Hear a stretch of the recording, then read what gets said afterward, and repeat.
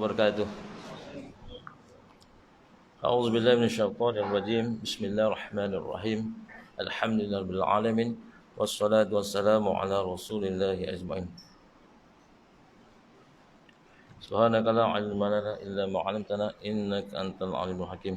Rabbi shrah li sadri wa yassir li amri wahlul 'uqdatam min lisani yafqahu qawli. La haula wala quwwata illa billahil azim wa la haula wala quwwata illa billahil azim wa la haula wala quwwata illa billahil azim.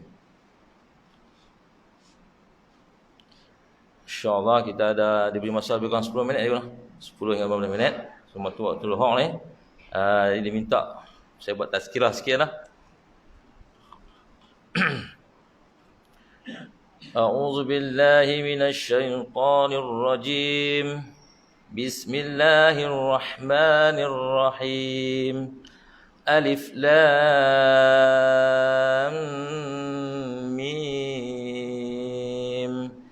Dzalikal kitabu la raiba fihi hudan lil muttaqin alladzina yu'minuna bil ghaibi wa yuqimuna as-salata wa mimma razaqnahum yunfiqun.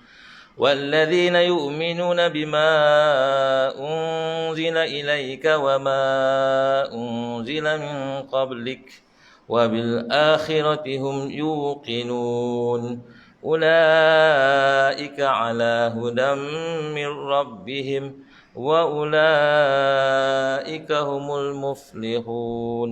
صدق الله العظيم. Ayat ni biasa kita ada baca tahlil ke program apa ke. Jadi ni surah daripada surah Al-Baqarah. Allah Ta'ala menyatakan dzalikal kitab. Itu kitab. Yakni ini kitab Al-Quran yang kita duk baca hari-hari tu. No? Kalau kita tak baca pun kita letak di rak. Di setiap rumah ada Al-Quran ni. Jadi dia sebagai untuk kita baca, meneliti apa yang ada di dalam ayat-ayat Al-Quran. La raiba fi, Al-Quran ni tak boleh disangkal, tak ada keraguan. Mesti dalam keadaan 100%. 100% kena yakin bahawa Al-Quran ni daripada Allah Subhanahu Wa Taala.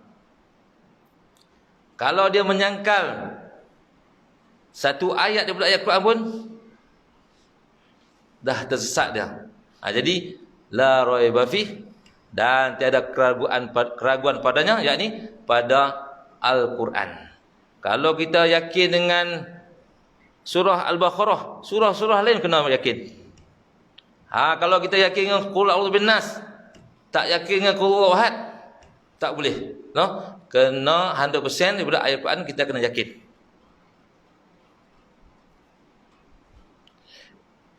Hudal lil muttaqin, dia ni Al-Quran ni sebagai petunjuk kepada kita, sebagai peringatan kepada kita, sebagai nak bawa khabar gembira dan azab-azab.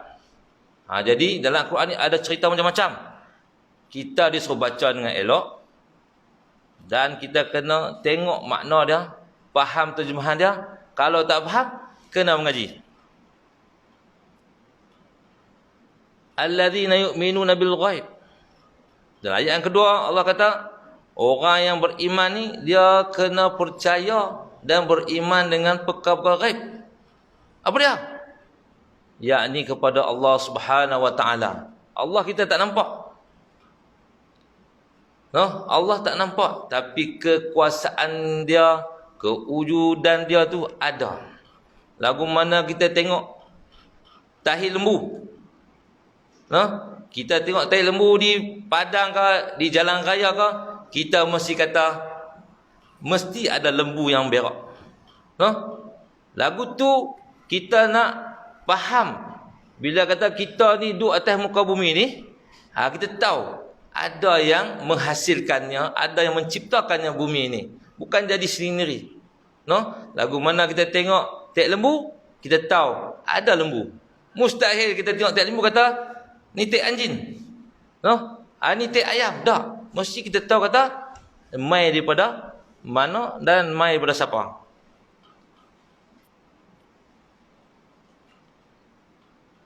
Jadi Al-Quran ni sebenarnya bukan setakat untuk kita baca. Bahkan dia menjadi petunjuk bagi orang-orang yang bertakwa. Orang yang bertakwa ni, orang yang takut kepada Allah Subhanahu Wa Taala. Takwa ni dia ambil daripada kata masdar wiqayah. Cikgu, daripada kata masdar wiqayah, tali hubungan. Ramai orang takut pada Allah Subhanahu Wa Taala. Dia tahu azab Allah pedih. Dia takut.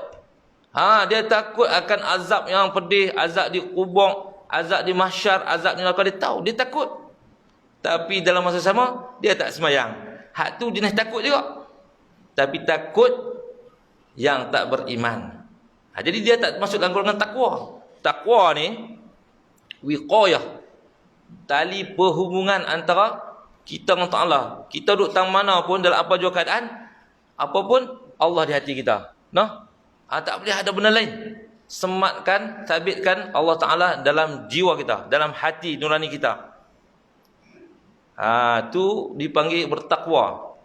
Takut pada Allah. Dalam masa takut pada Allah Ta'ala ni, dia ada khauf, takut. Dalam masa sama dia kena ada rojak, pengharapan pada Allah Ta'ala. Kita tak mau takut yang mana? Takut Allah azab dengan tsunami, dengan COVID misalnya, kita takut. Tapi takut dalam masa yang sama kita tak sembahyang pun, sembahyang pun lintang pungkang, sembahyang pun ikut dan, jadi kita kena takut. Arti kata wiqayah, yakni kita menghubungkan tali kita ni hanya kepada Allah Subhanahu Wa Taala. Nak beriman dengan pada ghaib ni cukup payah, Nak beriman kepada yang kita tak nampak ni agak sukar. Jadi bila kita beriman sungguh dengan perkara yang ghaib ni, jadi kepercayaan kita itu amat kuat. Wa yuqimus solah, dan kita ni disuruh mengerjakan solat, mendirikan solat. Wa yuqimu, mendirikan solat. Mana kata daripada start wuduk sampai ketika sembahyang, sampai kita melaksanakan sembahyang, sampai kita habis bagi salam, kena betul-betul buat dalam keadaan 100% yang terbaik. Buat yang terbaik. Contohnya sembahyang ni, kita kena mendirikan dia dalam keadaan kita ni rela dan suka. Kita jangan jadikan tabiat sembahyang ni hanya kerana adat. Kecil-kecil sembahyang dah. Mai tu, duduk sembahyang tu. Ngaji masa kafar belajar sembahyang. Lepas tu tak mengaji dah. Maka dibawa sembahyang ni, sembahyang umur kafar ni, ke dalam alam dewasa. Baca Al-Fatihah tu pun tak betul. Tajwid salah dan tak ada penghayatan. Mengaji kafar bukan salah. Kita salah. Kita hantar anak mengaji kafar ya. Patutnya kafar tu budak-budak. Permulaan. Hak pertengahan tu pun penting. Ketika remaja. Ketika remaja kita nak lagu mana nak jadi remaja yang terbaik. Jadi melalui solat lah kunci dah. Rumah tangga kalau tak bahagia, cek tengok laki atau bini tu salah seorang tak sembahyang, atau kedua-dua tak sembahyang, ataupun tak sembahyang di tambukan. Jadi keluarga tu akan porak-poranda sampai ke anak cucu. Jadi kita kena ambil berat, bukan setakat sembahyang saja, kita kena ambil berat masa sembahyang. Orang yang terbaik ni sebelum azan diazankan dia duduk dalam masjid dah. Yang tu terbaik. Yang kedua terbaik, orang dah azan baru dia main ke masjid surau. Tu pun yang terbaik. Ada kala tu imam takbir dah baru dia main. Tu pun yang terbaik. Tapi yang terbaik awal sebelum azan diazankan kita duduk dalam masjid dah. Ni kita jaga masa. Ni pun dalam kategori iqamatus solat, mendirikan solat. Bukan mengerjakan solat. Kerja ni Kalau kita pergi bendang, kita tengok traktor duk bajak bendang kan, dia kejar ya. Dia kejar. Macam semayang, kalau kita kejarkan semayang, supaya kita budak kafah, semayang takbir, baca Fatihah, tapi tak ada penghayatan, khusyuk dan khudu' kepada Allah Ta'ala. Lagu tu traktor, dia bendang, dia buat kerja, dia tenggalah tanah. Tapi mendirikan bendang dia tak boleh buat. Mendirikan solat, kita tak mampu. Kita sekadar mengerjakan solat saja. Tapi apa yang tersirat dalam solat, Allah, Masya Allah. Kita ibarat dalam solat ni, supaya kita pergi jumpa raja, pergi istana raja 5 kali dalam sehari kita pergi jumpa raja, agak-agak lagu mana tuan-tuan? Agak-agak kita dengan raja lagu mana? Very close. Rapid. Rapat. Baik dengan raja. 5 kali dalam sehari dia pergi jumpa raja. Jumpa di bilik. Di bilik raja. Mata dia ni orang yang tentu raja suka kat dia. Dan dia ni dapat kelebihan yang banyak. Lagu itulah semayang. Kita nak sembang, nak munajat dengan Allah Ta'ala. Kita memerlukan dia. Kita perlu petunjuk daripada Allah Ta'ala. Tapi kita semayang, kepala ingat pasar malam, kepala ingat macam-macam. Bukan kita sembang Allah pun. Dalam semayang ni dipanggil official, khusus kita nak berdialog dengan Allah Subhanahu Wa Ta'ala. Dan seterusnya, wa mimma razaqnahum yunfiqun. Dan dari apa yang kami beri rezeki kepada mereka, mereka infakkan. Ni pun tergolong dengan orang beriman. Pasal apa? Kelebihan menginfak ni, bersedekah, berzakat, derma dan sebagainya. Di padang mahsyar nanti ada 6 golongan. 6 amalan yang berbeza-beza. Yang pertama, golongan yang pertama ni, mereka beriman dan percaya kepada Allah dalam masa yang sama, tak mensyirikkan Allah Subhanahu Wa Ta'ala. Mereka ni confirm masuk syurga. Hak kedua, dia tak beriman, tak percaya langsung. Bahkan dia kafir, syirik kepada Allah Ta'ala. Dia ingkar kepada Allah Ta'ala, Allah bagi dia neraka.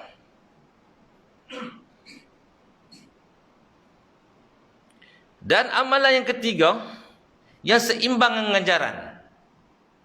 Lagu mana? Dia buat baik, dia niat buat baik tapi tak buat. Dia niat nak buat baik tapi dia tak buat.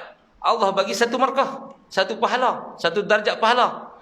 Akan tetapi jika dia niat baik dan dia melakukannya, Allah bagi 10. Niat saja tak buat, dapat satu markah.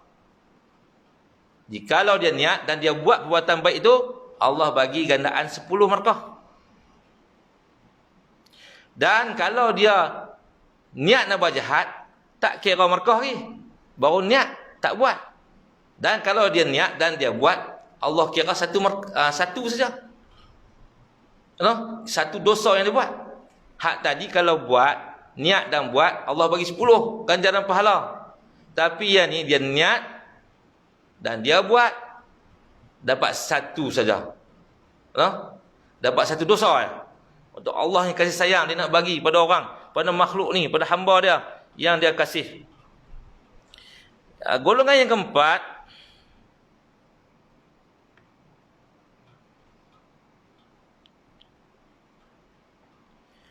siapa yang kita habaq tadi melakukan kebaikan ni, dapat 10. Akan tetapi, orang yang menginfakkan harta dia kerana Allah SWT, kerana keikhlasan, secara redha dan cinta Allah, bukan kerana kepentingan, bukan kerana nama, maka orang ni Allah Ta'ala ganda dia 700 kali ganda. Beza no? Kita buat kebajikan, macam kita semayang lah. Semayang ni dah jadi teradat daripada kecil. Dan dia tak perlu mengorbankan apa sangat.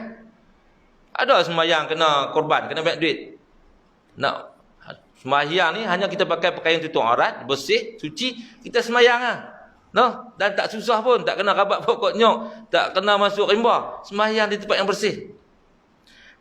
Tetapi infak, kita nak bagi sumbangan, derma, zakat, sedekah dan sebagainya, Allah ganda sampai 700 kali. Pasal apa? Dia memerlukan pengorbanan. No, dia memerlukan kesungguhan. Duit yang dia tu nikmat, dia tahu nikmat ni, rezeki ni pada Allah SWT. Dia tahu ni bukan hak aku, hak orang lain pun ada lah ni. No? Jadi dia kena korban duit ringgit dia. Dia kena korban hak dia sayang. Sembahyang tak ada lagi. Sembahyang setakat melakukan ketaatan pasal Allah suruh. No, bak derma nak kena keluar hak kita sayang. Hak sembahyang ni tak perlu keluar hak kita sayang. Kita nak sembang Allah Taala, tapi buat sedekah kita kena korban hak kita sayang ni, duit yang kita pergi cari tak tahu nak bagi ke orang. Payah tau. No? Jadi agak sukar. Sebab tu Allah Taala bagi dia ganjaran yang besar. Satu sedekah yang dia buat, Allah gantikan, Allah doublekan sampai 700 kali ganda. Bahkan ulama kata ada lebih itu, lebih lagi itu lagi. Jadi Allah Ta'ala ni dia suruh kita beriman, percaya kepada apa yang diturunkan, percaya kepada ghaib, mengerjakan solat, dan di samping itu kena wakula infak, rezeki yang Allah Ta'ala bagi pada kita ni. Pasal apa? Ada hak orang lain tu. No? Hak orang susah, hak anak yatim piatu dan sebagainya.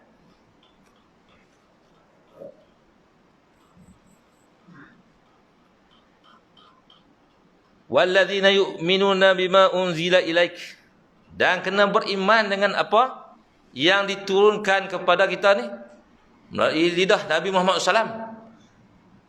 Apa dia? Al-Quran dan hadis. Kena beriman. Kau nak percaya Al-Quran sahaja, hadis tak percaya, tak boleh. Nak percaya hadis saja, Al-Quran tak percaya, tak boleh. Kena dua-dua.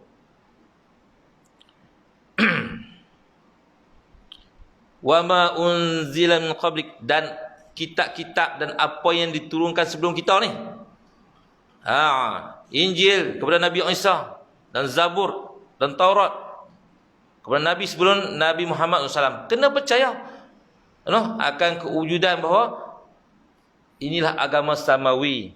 Mana kata syariat dulu dia beriman dengan Taurat, ada beriman dengan Injil, ada beriman dengan Zabur. Kita kena percaya kitab-kitab. Kita tak boleh percaya Al-Quran saja. Injil aku tak percaya. Tak boleh.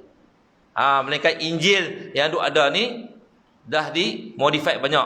Jadi kesahihan ketulinannya kita tak tahu. Tapi kita tahu bahawa Injil, Zabur, Taurat dan lain-lain semua ni daripada Allah Ta'ala. Kita tak boleh menjangkal. Kita percaya Al-Quran lah, kitab lain tak boleh. Itu pun tak boleh. Wa bil akhirati hum yuqinun, dan kepada negeri akhirat hendaklah kita yakin. Lah ramai orang tak yakin dengan akhirat. No? Kalau kita rajinlah, kita pergi tanya orang muda, banyak orang muda lah, tanya mereka, hang yakin dengan hari kiamat tak? Dia akan ada dua jawapan. Saya tak pasti ya Ustaz. Tak pasti tu bahayalah. Akidah lah. Pasti ada akhirat. Walaupun dia tak sembahyang, dia tahu akhirat ada. Tapi masa kini umat Islam makin lama makin lemah lonlai, dan dia pun tak percaya pada hari akhirat. Kalau tak percaya, tak yakin, tak apa yakin, mungkin dia yakin 80% saja, 20% tak yakin. Sedekah. Dia nak buat, dia tak buat apa, habis harta aku. Sembahyang nak buat apa? Aku hari kiamat tak percaya, azab seksa tak percaya. Tu bahaya bagi kita. Ulaika ala hudam mir rabbihim, orang yang beriman ni, yang percaya pada Allah SWT ni, orang yang berdikah solat ni, mereka ni dapat petunjuk daripada Allah SWT. Wa ulaika humul muflihun, dan orang beriman ni, yang soleh ni, mereka lah orang yang mendapat kejayaan. Masa tak boleh panjang lah, jadi kita berhenti tadi kot juga lah. Kan masuk lah. Jadi sikit banyak kita kena yakinlah pada Allah SWT, dan yakin kita kena hubungkan silah dengan kita, dengan Allah SWT. Semoga kita ni tak lari daripada dia. Jadi untuk ayat kata kita selalu ingat tasbih kifarah dan surah Al-Asr. Subhanakallahumma asyhadu an la ilaha illa anta astaghfiruka wa atubu ilaik. Subhanakallah. Bismillahirrahmanirrahim. Innal insana